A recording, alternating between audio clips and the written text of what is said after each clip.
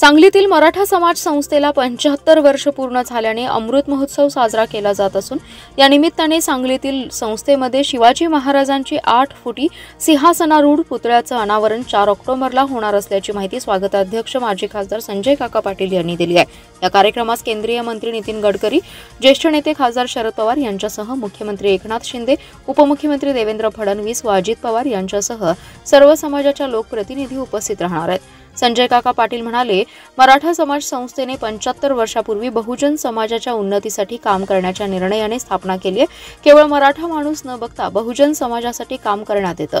18 पगड जातीच्या लोकांना बरोबर घेतलं जातं। संस्थेने छत्रपती शिवाजी महाराजांचा 8 फुटी सिंहासनारूढ पुतळा बसवण्याचा निर्णय घेतलाय।